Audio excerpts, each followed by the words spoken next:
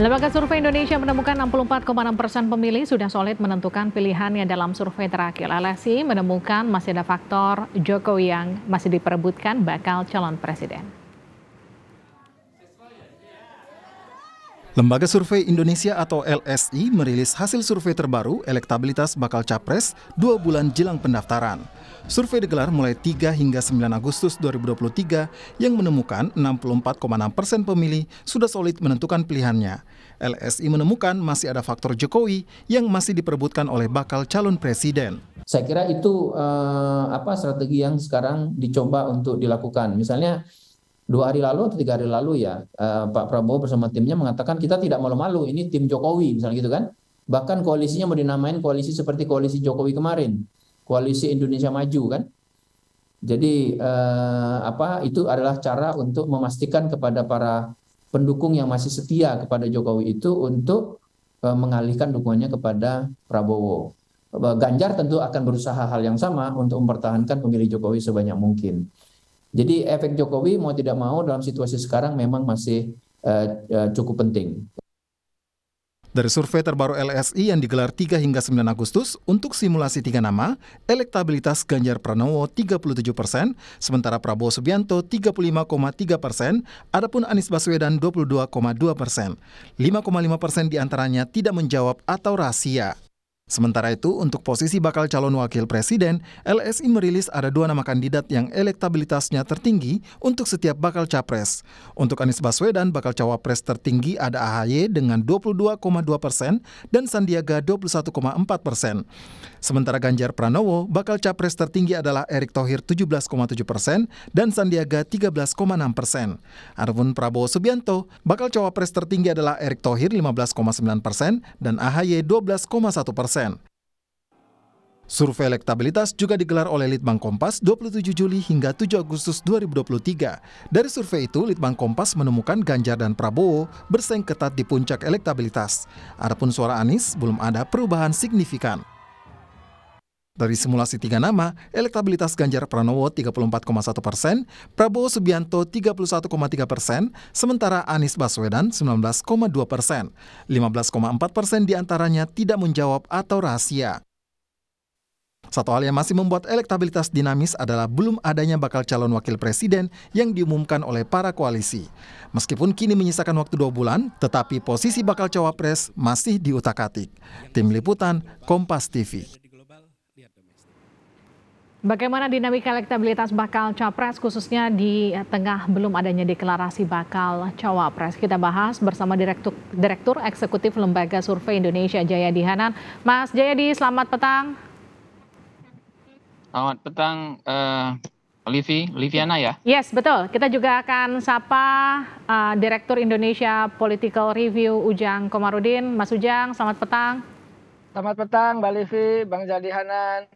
Saya ke Mas Jayadi dulu ya. Jadi 64,6% sudah menentukan pilihan, itu artinya ceruk untuk menggait pemilih mengambang itu sudah semakin kecil, artinya sudah firm kalau melihat elektabilitas ini kurang lebih tidak akan ada perubahan yang secara signifikan terjadi. Bisa nggak dibilang gitu? Bisa ya, bisa tidak. Tapi jangan dilihat yang 64%-nya, Mbak Livia. Yang bisa kita lihat adalah sekitar 34% pemilih yang sudah menjawab menentukan pilihan itu masih mudah berubah ya. Lalu ada sekitar 2% lagi yang masih yakin belum mau menjawab di dalam survei. Jadi ada sekitar 36% pemilih yang sekarang sudah terdistribusi kepada ketiga kandidat itu yang masih mudah mengubah pilihannya. Dengan demikian maka masih sangat dinamis perkembangannya karena 34% itu sangat banyak mengingat jarak elektabilitas antara ketiga nama ini cukup dekat ya, terutama antara Prabowo dan Ganjar. Kalau dalam simulasi 3 nama yang Kompas tampilkan tadi di LSI itu Ganjar itu 37%. Prabowo 35,3%. Jadi selisih keduanya hanya 1,7%. Dan itu berada di dalam margin of error survei. Surveinya kan dengan margin of error 2,9.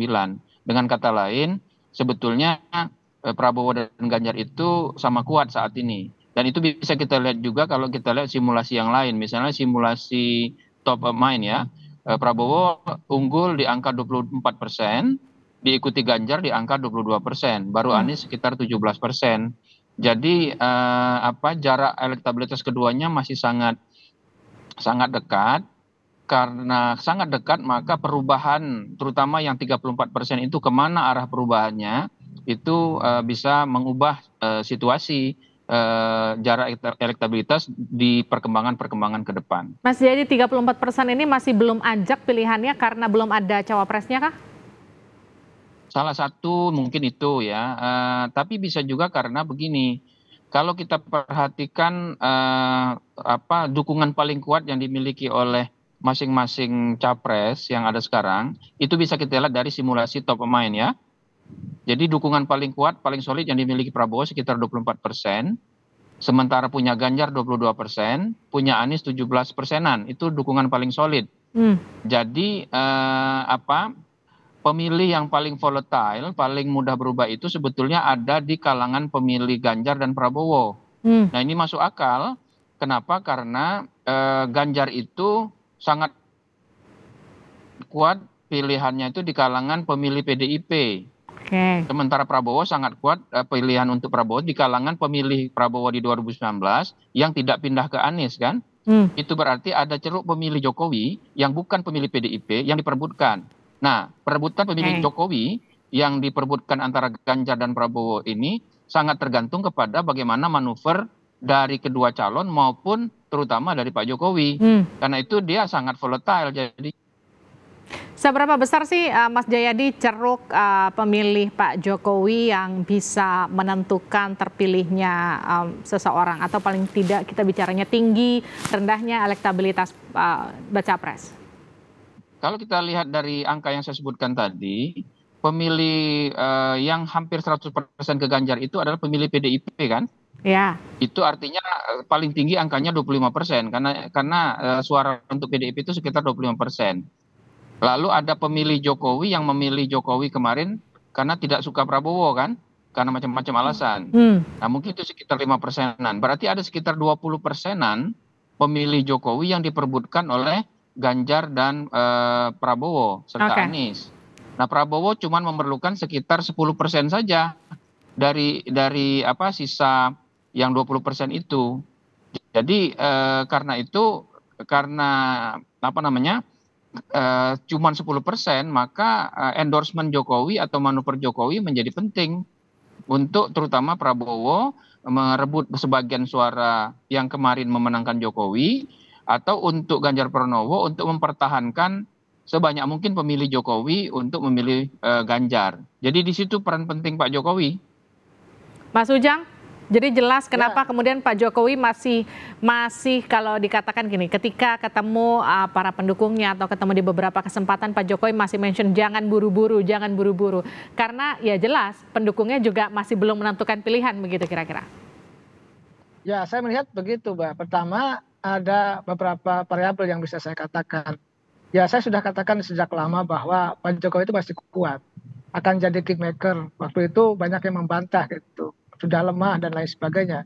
Saya katakan kenapa itu masih kuat. Tadi data-data, angka-angka yang dipublis ya oleh Bang Jayadi Hanan melalui LSI-nya itu mengatakan seperti itu. Jadi kekuatan Pak Jokowi itu sebagai presiden punya instrumen non elektoral untuk bisa katakanlah memenangkan ya capres-cawapres yang didukungnya. Yang kedua, saya melihat tadi dari angka-angka yang dijelaskan oleh Bang Jayadi Hanan menyebutkan fakta dan realita bahwa sejatinya Pak Jokowi tadi masih punya pendukung yang banyak ya, yang cukup solid, yang bisa memenangkan katakanlah capres-cawapres di antara dua kubu ya, Prabowo dan Ganjar. Jadi dari situ kita bisa memotret bahwa sejatinya perebutan suara itu ya suara Pak Jokowi, dan itu mentasbihkan bahwa selama ini Pak Jokowi inginkan ada istilah all Jokowismen gitu ya. All Jokowismen jadi ada di dua poros itu ya, kubu Prabowo dan Ganjar. Sedangkan katakanlah di Anies kan tidak, karena bagaimanapun Pak Jokowi punya kepentingan terhadap dua kekuatan poros, yaitu Pak Prabowo dan Pak Ganjar. Seperti itu Mbak Livi. Oke, jadi kalau menurut Anda ini hasil survei nggak cuma punya LSI, Litbang Kompas, dan juga sejumlah survei lainnya masih akan bergerak sangat dinamis, tergantung bagaimana arah manuver Pak Jokowi juga salah satunya.